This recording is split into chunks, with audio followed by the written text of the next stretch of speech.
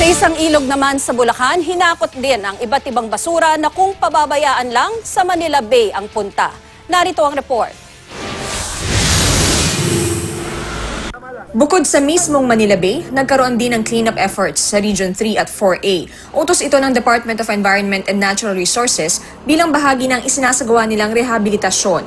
Bitbit ang mga walis, kalaykay, pala at kawayan, nagsama-sama sa Obando, Bulacan ng ilang grupo ng volunteer at opisyal ng lokal na pamahalaan. Layo nila, linisin ang ilog bilang bahagi ng river cleanup sa iba't ibang probinsya malapit sa Manila Bay. Samot-saring basura ang nakuha roon gaya ng plastic at styrofoam. Kapag naipon, dadalhin ito sa isang sanitary landfill para ma-dispose ng maayos. Dahil dyan, mas maghihigpit na raw ang lokal na pamahalaan sa pagbabantay ng mga ilog.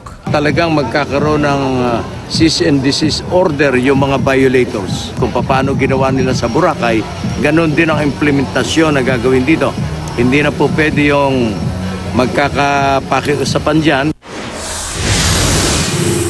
Sako-sakong basura ang nahakot ng mga lumahok sa isa ring cleanup drive sa iba't ibang lugar sa Cavite. Bahagi rin ito ng Manila Bay Rehab. Mapabata o matanda, tulong-tulong sa paglilinis sa coastal area. Ayon sa City Environment and Natural Resources Office, kailangang gawing regular ang ganitong aktibidad para mapanatili ang kalinisan ng mga ilog. Masaya naman ang mga residente sa pagtulong. Napakasarap. Nakatulong. Kumbaga nakatulong kami sa komunidad namin. Matagumpay ring idinaos ang pagsisimula ng Battle of Manila Bay o rehabilitasyon sa coastal area na nasa bahagi ng Bataan.